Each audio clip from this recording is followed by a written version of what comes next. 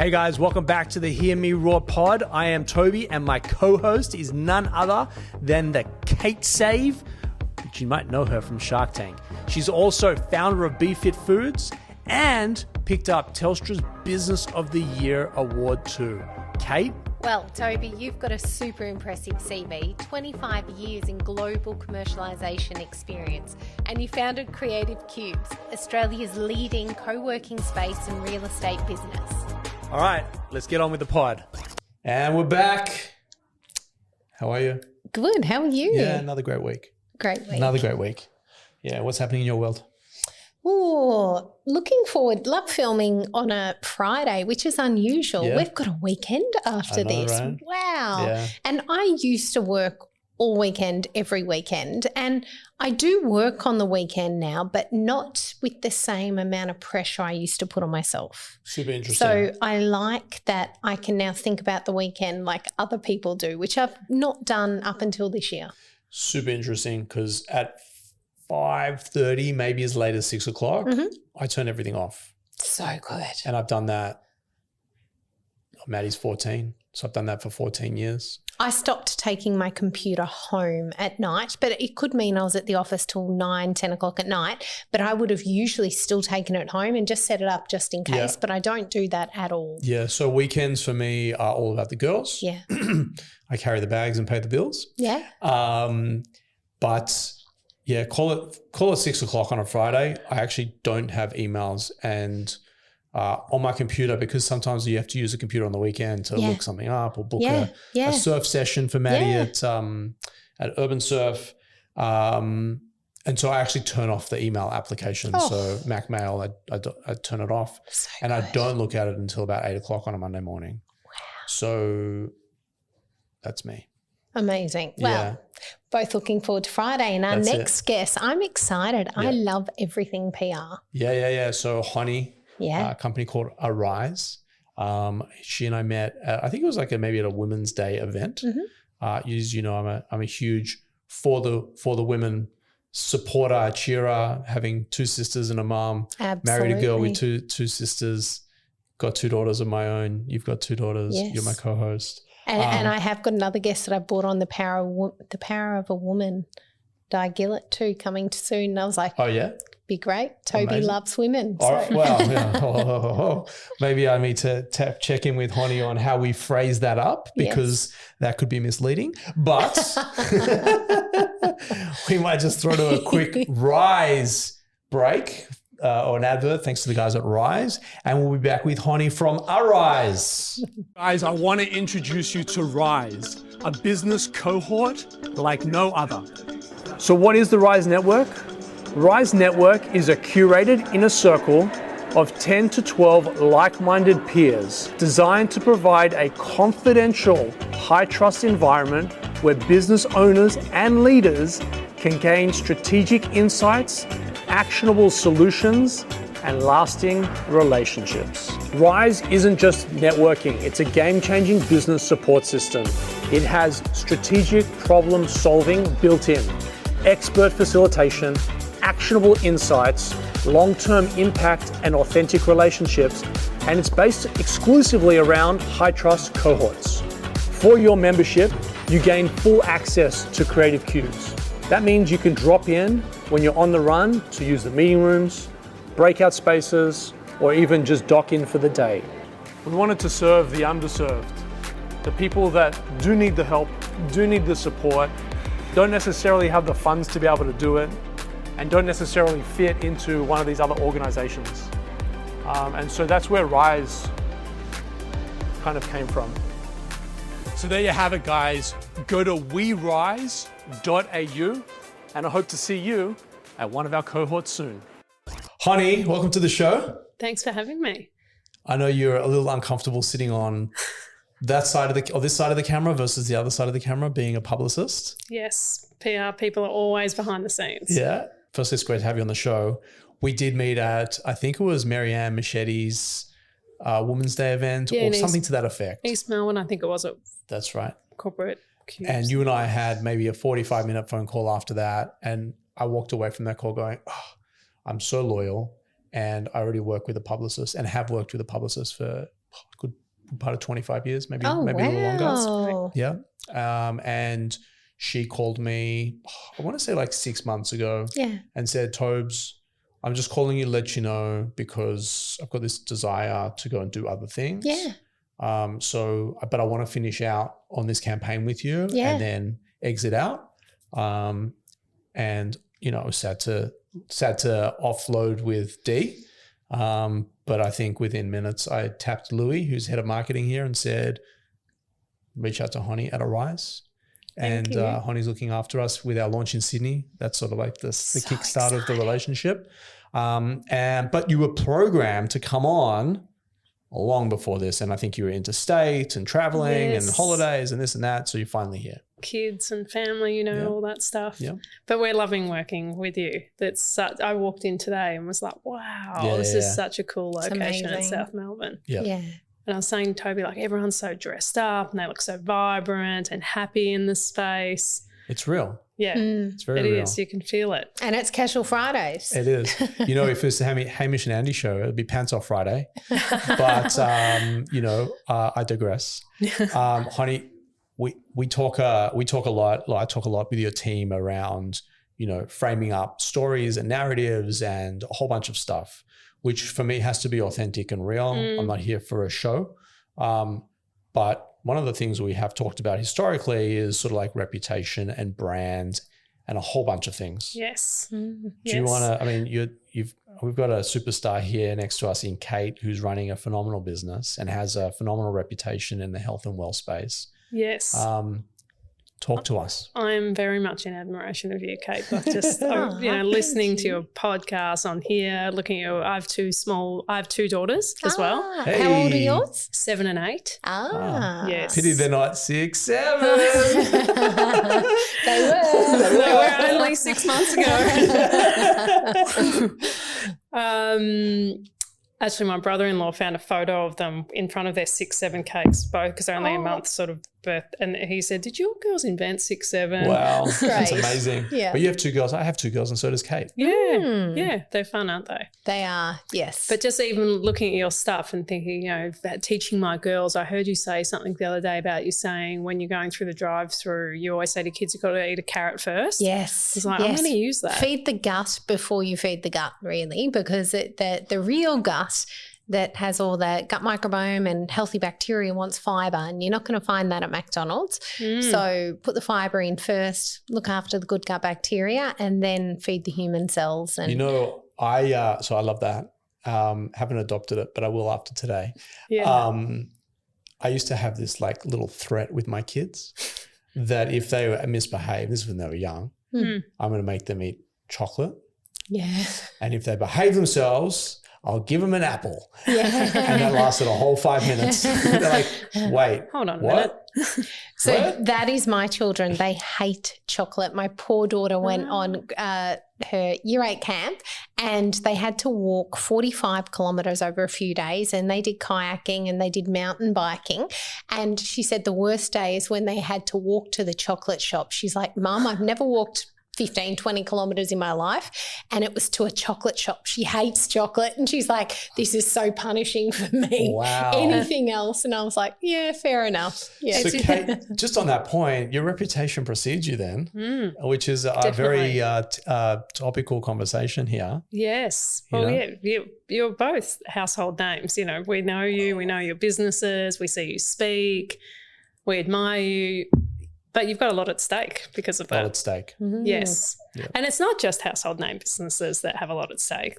You've seen lots of companies that you would have thought, who are they? You know, they're just a tiny supplier of a very niche industry, but that company that they supply to is a big name, and they can be dragged into reputation or blamed for something, and all of a sudden they're up, they're there. There's 1,000 bits of coverage, overnight about them.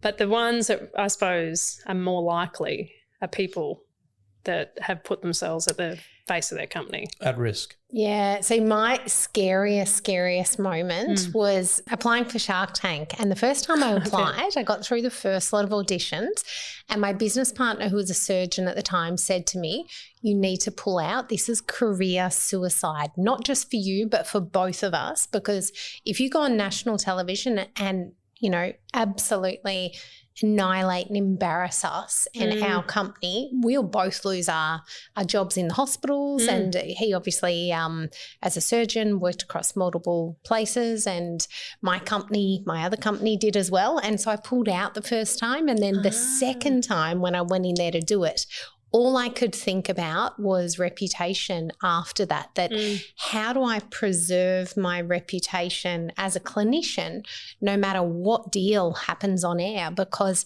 I don't want to go on this show to raise money for Be Fit Food and come away with no money, and also as a dietitian, ex-phys, diabetes educator, get annihilated with my own credibility. So that was scary. What did you do to prepare? I watched every episode of Shark Tank ever made, every episode of Dragon's Den ever made. I wrote down every question on every episode ever asked, and I answered all those questions for my business, because the most embarrassing and horrible episodes were always tearing people apart around their numbers, or whether they didn't have trademarks, or they hadn't registered things properly, or they really were selling something for money rather than having value in their purpose of what they're doing, or they weren't experts in it. They just came up with an idea. But to me, I think you need to be the expert in what you're doing, because then you'll never fail. Yes. And you rehearsed. Yes. So you watched everything, got the questions you thought you were likely to answer, made sure you could answer them, and then did you practice? I did. Your husband or friends or? Well, the funny bit about it is they tell you you've got a 1 minute pitch. So I practiced my 1 minute pitch and I knew my answers. It was 2 hours and 45 minutes in total of filming. On camera, on the red carpet, 5 sharks, and no toilet breaks, no can I look something up, no can I have a sip of water, can I think about it? And I actually, at about 2 hours and 15, so the surgeon was never meant to come on the show with me. His lawyers had said, do not go, too risky. And I went out the back and brought him on as proof of life, because I thought it was actually my reputation there, because they were sort of questioning at this point, well, why wouldn't the surgeon fund it? Why are you here asking for money? And it looked like on my reputation that I was falsifying this relationship and business relationship. He was never a partner or husband. Yes. So I just wanted to bring him out and go, no, actually, he's backed me. I want your support now as business people, not as just health professionals. That is a very stressful situation to put yourself in, but it's paid off. Yeah, 675,000 viewers it was that night. Amazing. So, and we got 60,000 of them to the website within 5 minutes. Yes. Wow. So wow. It was, and look, it is big risk to do something like that. Yeah. And not most people don't put themselves in such a high stress situation. But I suppose you probably started feeling brain fog. You might have at times thought, how did I actually answer that question? Yes. I'm not sure. What did I say? Yes. But this can happen to people in much smaller situations. The CEO is walking down the hallway to work and something they haven't heard of yet has happened within the business, and they get stopped in the hallway and asked. And if you don't look like you know what's going on, or you haven't practiced answering a question that you don't know the facts to yet and you're stuttering, there's the beginning of doubt, isn't there? Oh, I can imagine as a politician. Oh, yeah. That would be a tough gig. We've seen it too many times. I've seen it. Yeah. How about you, Toby? Have you been in a Sorry, I thought this was my show and we asked you the questions. This is why she's so good at her job. It's like the script has got flipped. A couple of things, right? Firstly, I didn't hear what you said because I was like, hold on a second, why are you asking questions? What has been a situation where you were most worried about your reputation, or if you haven't, what is, you can imagine your worst situation, that thing that would break you? So I don't think anything could possibly break me, genuinely, because I've seen a lot of stuff. Yeah. Yeah. And I had a feeling you would say this. Yeah, and I don't operate off a toothpick of a foundation. Yeah. Yeah, I'm pretty widespread, and I can answer things even if I don't have the answer. I can answer things diplomatically and professionally. And you're honest, so you don't need to cover up your lies. That's what I've noticed. Authentic. Yeah, so firstly, we've had a lot of people on the show, and I've been bursting. I wanted to ask Ollie this a couple of weeks ago when he was on the show, like, have you ever worked a day in your life? I have worked a day in my life and I hated it. which was, I used to work at a video store selling, renting out videos, and I got fired because the owner claimed that I wasn't passionate enough about videos. And I think that was sort of like the impetus of, all right, I've got to do something that's purposeful, because I didn't enjoy it either. It was pretty clear. You want to rent that? Yeah, cool, $4. See you later. Make sure you have it back, or there's late fees. It was sort of like the line. But I don't feel like I've ever worked a real day in my life from then forward, because I'm purpose led. Yeah. To your point, Kate, my mum always said, keep your shit clean. She loves the pod, by the way. So I'll often reference her, but she always says to me, well, who are you looking at on the left? I'm like, that's James. She's like, well, why isn't he on camera? I was like, no, he is the guy. He is the camera guy. Anyway, so she listens to the pod, but mum always said, careful where you shit. Yeah. And also it comes back to you 10x. Yeah. So I've tried to be on the sort of good side, tried to be on the good side of the 10x, try give and it'll come back. I don't give to get. No. But I hope that if I give enough, then my day and my time and my moment will come back. Yeah. And it's not necessarily the people you're giving to that give back. It's what makes the world goes round. That's right. But to answer your question, honey, there's actually a couple of things. I've never shared this publicly, but I've always thought about it, and I probably never even voiced it. But I always put my wife and kids at the front of my conversations with people, so that people know that there's the boundary. Yeah. There's been tons of times where I've been in the public eye doing an event or something, and girls will come up, and I want to be at the front foot, like this, we're closed for business. Yeah. Not that there's anything, I just want to, not that anyone's coming on to me or trying to. No, I hear you. That is so true. I do that too. I make sure my rings are always on and showing and all of that. I don't wear a ring because I don't like jewelry, but I just put it up there in front. And then from there, the boundary is set. I can never get myself in trouble. Yes. And so reputationally, I would hate for like a Me Too to come out or something like that, whereby someone's been misguided and someone's disgruntled. There's no shit that can stick to me, yes, right? Because I'm always upfront clean. Yeah. And I hold that, and I put my family and my wife on the highest pedestal. And, we talk about, we've actually coincidentally all got girls, little kids, but my girls in my life, my mum, my two sisters, my wife, her sisters, her mum, her dad is another story, which we can talk about in a second. But then I've gone on to marry a girl and had 2 kids myself. The women in our world, we're always looking up to them. And so it bothers me, and it never actually dawned on me until I entered the workforce, that there's this inequality. Yeah. Because I'm not inadequate, but I'm like always looking up to them. Yes. My wife's father, Jack, has actually been my father for the better part of 25 years, because I lost my dad when I was young, and he calls me his son. So like between he and I, we're the 2 guys in this world of girls. Yes. And so, I make sure that as the growth and as the success and as the brand gets out there, anyone that wants to tag off of that or try and trip me up, like, my intentions and my position is very clear, because I can imagine there's too many people. It started with, I don't think it started with Tiger Woods, but Tiger Woods was like, holy shit, this guy is like having an affair. He's like one of the most elite athletes in the world. Michael Jordan went through something. Kobe Bryant went through something. Shaquille went through many things. And so like that irks me, because they didn't have to. They've got everything. It didn't have to be like this for them. And I'm still trying to climb and grow. Yes. But I don't want to, I think the biggest fear that I would ever have is for someone to make up some bullshit.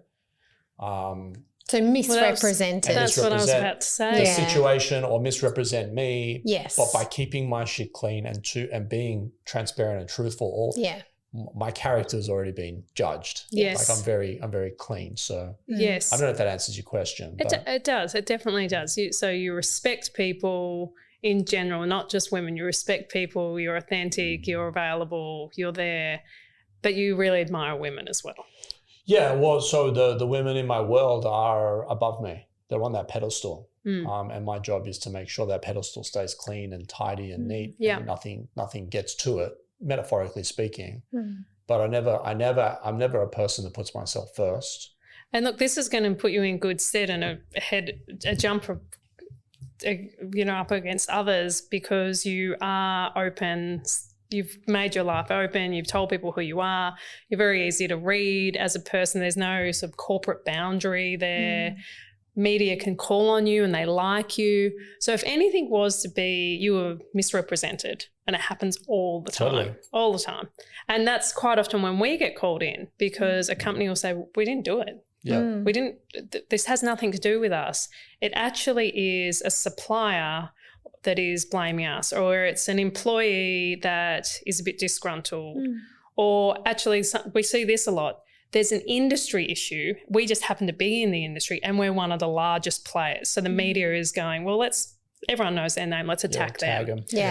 And the problem quite often is that CEO or the exec team has never spoken to the media before. Right. So by having, and if you think about it in your life, you have good relationships with your friends and families. If you ever stuff up, you say something at dinner that they don't like, they're going to forgive you much easier because they love you. They know you. They know who you truly are.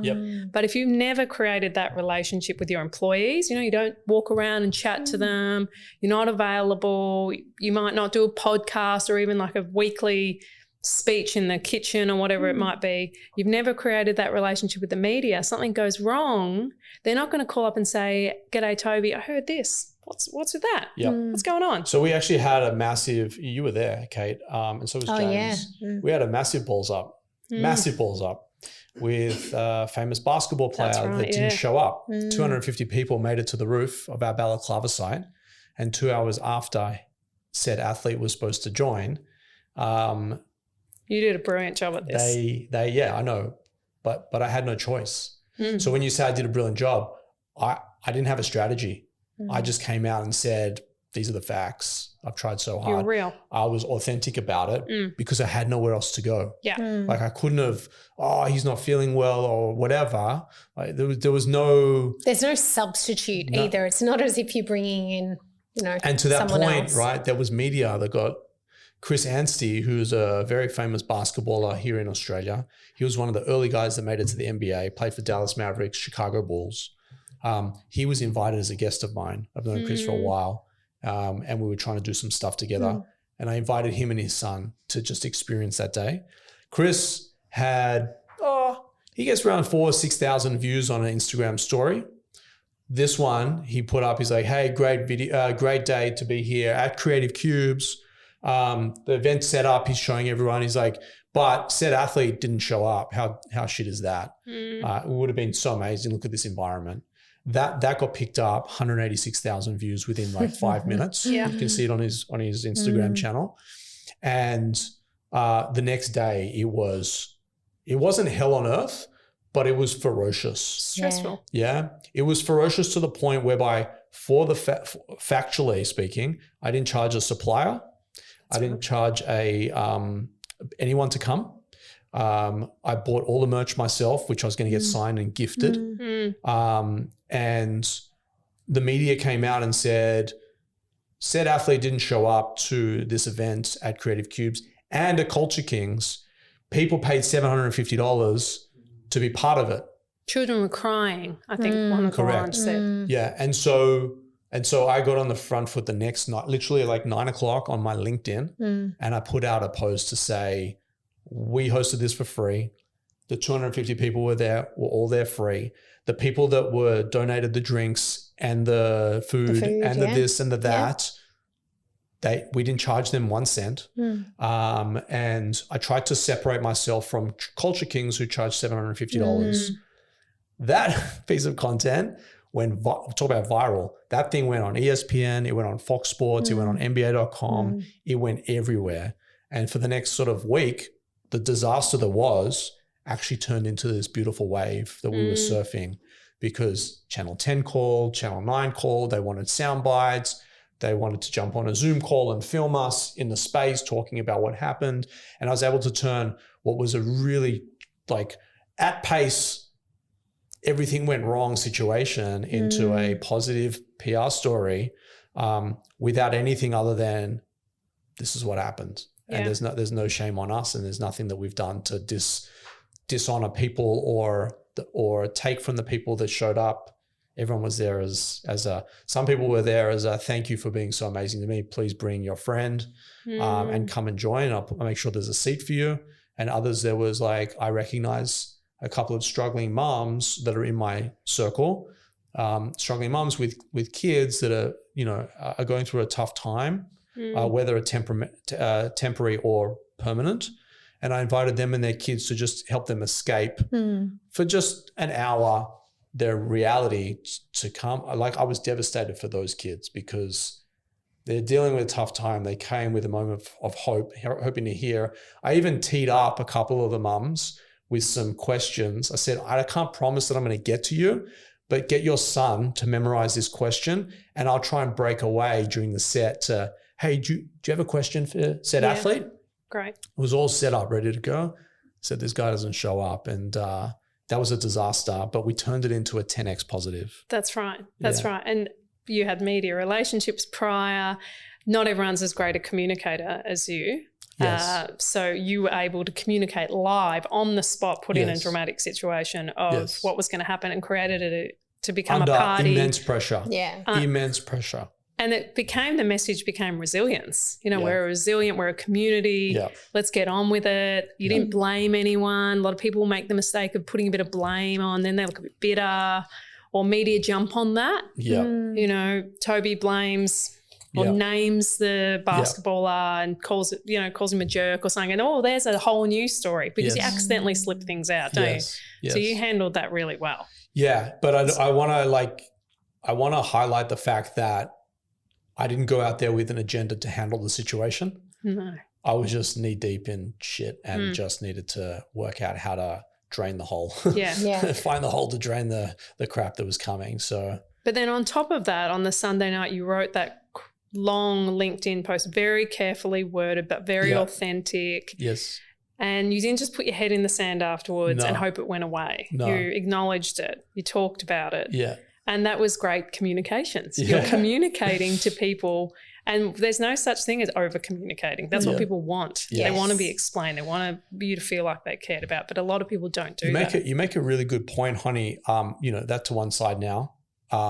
In business, I asked finance to pay a bill this week. Yes. And they said they've teed it up. They've missed the payout for this. They've missed the batching for this week. Yeah. They'll push it out next week. That's great. But you're the one that needs to hear, not you, but you're the one that needs to hear it, not the internal. Yes. So can you communicate with the supplier so that you're managing their expectations? Because if you go silent, yes, people jump to conclusions. Yes. And so I'm constantly on the team. I mentor and coach a whole bunch of entrepreneurs. I've got half a dozen companies that sort of sit under my belt. I do it in a philanthropic way. It's not a job for me, but it's just a way to give. And I listen to a lot of their issues, and I go, hey, man, I'm here to listen to you all day, every day. You can call me at 2 a.m. Not really, my phone will be on airplane mode. But you can call me at 2 a.m. if you need to vent, or I'll meet you at 2 a.m. if we've got shit to deal with. But I'm not the person that matters. The person that you need to speak to is XYZ. And we can train, but nothing's going to change unless they understand. Yes. Yeah. And so over-communicating there is big time. vitally important. And a lot of people are thrusted into leadership roles, or they have a really good business idea and they start it, and all of a sudden it's going really well, and they've got more staff and more publicity about them, or more clients, and they're really in a situation where they're a bit out of their league in terms of communications, good communication skills. But it's probably one of the most important things, because good communication leads to good reputation. That's right. And to maintain it. And so we need to practice resilience. We need to have a plan. So I always say to people, what are your 6 worst things that could happen to you in business? And can you write them down, and then have even just a plan of who will deal with it? If that thing happens, who is the one in the company that deals with it? Because it shouldn't always be the CEO. It could be the CIO. Could be the head of HR. Could be the surgeon. Who owns that situation? What is the process of it? And then let's rehearse it. Just once a year, let's sit in a room and pretend it happened and just rehearse how it will go. So when it does happen, you don't get the brain fog, you're not as stressed out. Yeah. It's the second time you've done it. Yep. It's so interesting you say that because I love my Phoenix. Yeah. And we played in Adelaide and lost this week. But we talk, not we as in the team and I, but like we are, as fans of the game, we're under the illusion that the lights go on and the team comes out. That's exactly right. When in actual fact, these guys are scrimmaging, running sets all day, every day, so that when the lights go on and 10,000 people in the stadium, yeah, it's fandom for us and it's exciting for us, but these guys are just going back up and down as if no one's in the room. I heard from Brad Rosen, who's a famous Sydney Kings player. Yes. He's actually my old coach and teammate. He's now a Fox. Now he's a ESPN commentator for the New South Wales games. And Brad used to say when he would go into the stadium, he's like, "Yeah, I know there's 10,000 people there, but I don't see it because what I do is I put a curtain around the basketball court in my mind, and I don't see or hear anything outside of that curtain. And all I'm doing is I'm going in and repeating and being repetitive in my position. Yeah, I might hype the crowd up and do all this, that, and the other, or get into the moment. But in actual fact, I'm just going through process. Yes. Every single time. It's muscle memory. Muscle memory. Yeah. Yes. And so what I'm hearing from you is something very similar, obviously a different court or field, but same sort of situation whereby when the shit hits the fan and said athlete doesn't show up to 250 people on a rooftop in Balaclava, under situation, instead of like freezing and not being able to deal with it, it's sort of like, all right, I haven't been here before and I haven't done this before, but I know what I'm doing and I know what people need to hear and can massage and work through the situation so that the kid that's got the problems that's showing up in the wheelchair, that is looking for a moment of hope, when I deflate the tires and say, said athlete's not coming and it's going to break his heart, I kind of know how to message to him in a different way that I say, hey, Kate, sorry, dude didn't show up, right? Yeah. Yes. And there's things that people may not put on their list of 6. And one of them we see all the time is a cyber incident. Everyone, and we see them all the time and they're happening every day. Yep. But people, that's not going to happen to us. It's not going to happen to us. We're not a big name. It doesn't matter if you're not a big name. It's actually happening to the SMEs all the time. All the time. They don't necessarily want a ransom. They want your data and they'll sell it on the dark web. It's not about, can you pay us $1 million and we'll give it back to you necessarily. These are sophisticated business people that are doing it. A lot of people we find, and it's something I'm passionate about, is building cyber resilience. So do you even have insurance? Yep. A lot of people don't. Yep. I agree with you. Cyber insurance, Yes. Do you have a plan on paper? Have you done a scenario test of the minute that cyber incident hits? What are you going to do in 20 minutes time? Because you have to lock everything down, but you might be locking things down so your customers can't buy your product anymore. Work sites have to close. People can't enter buildings. How are you going to communicate this within? We always say that you've got 20 minutes to get your stuff organised and start your first piece of communications. And then it's on. 72 hours, you're moving fast, but it could go on for months with a cyber incident. But no, it really shocks me because it's one of my biggest, it would be on my 6 list, but I might be too close to it. It's a fear of mine. Like I dream about it because we're all open to it. It doesn't matter. I have 1 million authenticators I have to enter a day on my computer. We are really locked up because of the kind of work we do. They can find a way. Sure. They're amazing. They can find a way. So I do worry about it because I think then if you don't handle it well, or even if you get, you're pretty good at handling it, someone can be pissed off that you let someone in, but you didn't let them in. Yep. You didn't leave your back door unlocked. They got in. Yep. And it's a huge and you've seen where people say the wrong thing in media, or they say something, but then they find out that wasn't true. So they speak too soon without the facts because they're stressed out and they haven't practiced it. It is the worst day of people's lives, that cyber incident. And I raise it just because it's not something we often think about. Yeah. So we haven't had a cyber attack as such, and I don't want to bring attention to us. Please. But we did have someone approach us. They send an email off to finance to say, hey, can you pay this invoice? And finance do 2 checks before they pay. One is they check that we've got a PO in the system, because if there's no PO, we're not paying invoices. Yes. 2, when they go to wire you money, they actually call the company and qualify the bank account. And we had an incident where someone in my finance team said, hey, Toby, I don't have the PO for this. Can you confirm, or can you send the PO through for it? I was like, this isn't something that this is fake. This is not something. And it was, $30,000 invoice that he was prepared to ring up and verify bank account details on. And so this sort of, I wouldn't call it a cyber attack. Someone sent something with a piece of paper that we it had to go through 3 or 4 checks before it actually exited the business or exited the bank account, almost paid it. Yeah. And human error is still the main reason a company gets cyber attacked.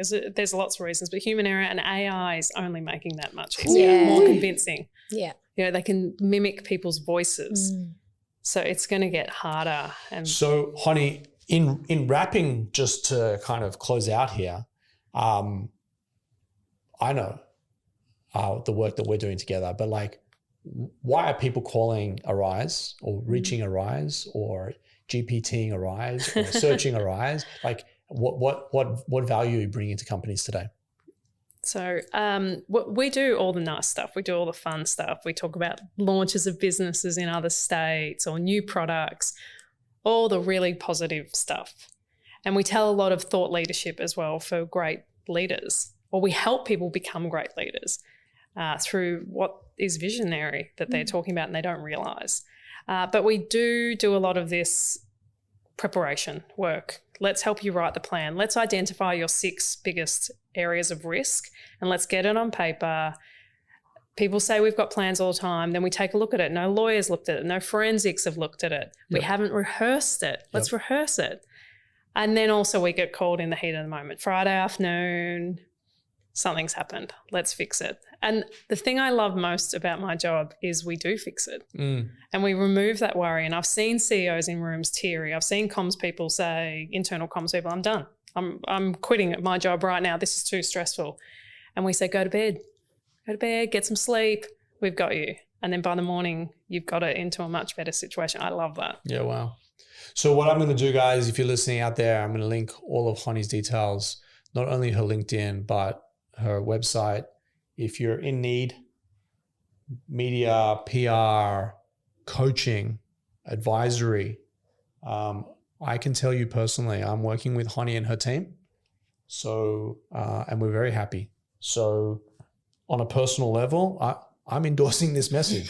Spoken by Toby Scott. No, I'm just kidding. Reach out. All the stuff is in the show notes. So reach out to Honey. Thank you. Thank you for having me on. Yeah, it's been a pleasure. I'm going to join the hosting team next. So good. We're back after the break, guys. weareluna.co is a great place for you and your business to start off with phenomenal accounting and legal services. So if you're a startup or a scale-up looking for legal and finance support, or alternatively looking to raise capital, weareluna.co is where you need to be starting off. Awesome. Yeah, so good. And PR is so important in businesses too. And I think it's the last thing that SMEs really look at. They're doing their Google ads and their Facebook ads, but PR is the human connection for that, and it works with SEO, it works with AI, so it's something that gets left behind. We had the guys from AdCore on a few weeks ago. Yeah. And they were talking about some of the importance of getting these pieces out there, conversational pieces, leadership pieces, thought pieces out into the media. Yes. And getting them tagged onto prominent websites, because the new wave of AI and search, not as we know it via a Google search, but sort of a ChatGPT or a Grok or Anthropic or whatever search through all these AI tools. These pieces of content are really important. But I think, Kate, there's a piece that comes off the page. There's a piece that comes off the digital link and into the personal side of things. Yes. And I think Honey and her team have done a great job. I'd like to think that they had an easy person to work with from me, but like I'm probably a small part of their business in terms of their client pool. But, you know, whenever they send me something, they also send me snapshots of how to talk. You know, if I forget something, I should try and swing it this way or that. Like there's a lot of coaching in just you're meeting with Billy. He's from said media outlet. He wants to cover these topics. By the way, here's some training guides on how we can help you. And so I think that, yes, we all want that, you know, Honey knows this, you know, we all want the click. Yeah. And we all want the headline, Yeah. positive headline, not negative. Yes. Although negative headlines been quite powerful as well, so long as you keep your shit clean. But it's actually like when someone gets on a live interview or has to broadcast or even is just communicating to a town hall or amongst their company, there's an element of media training that needs to go on so that half of it is substance and half of it is sort of entertaining. And I'd put myself at 90% entertainment, 10% knowledge. And always rehearsed, having, you know, a bit of an idea of what your key messages are and what the ultimate outcome is. Yeah, my father-in-law called me this morning because I'm trying to do something on the personal side of things, not business related. And he's like, you know, what if, he's playing the devil's advocate with me, what if this goes wrong? And what if I go, Jack, when this happens, when this goes wrong, when we're delayed. Yes. So it's, you know, you should prepare for the worst case. Yeah. And hope for the best. Yeah. It's not all roses and unicorns, but yeah, I've had amazing experience. And I really encourage the listeners out there to really have a look at their own businesses. They're going to need these pieces of content. They're going to need these, you know, sound bites. They're going to need stuff that is ultimately going to train these AI tools, which I think is where the lead gen of customers are going to come from in the future. And so absolutely, I've enjoyed my time working with Honey and her team. And I really, I can't overestimate the importance and the value well beyond the headline and an article of what that does for your business into the future. So absolutely. We'll be on the next one next week, guys. See you soon. See you.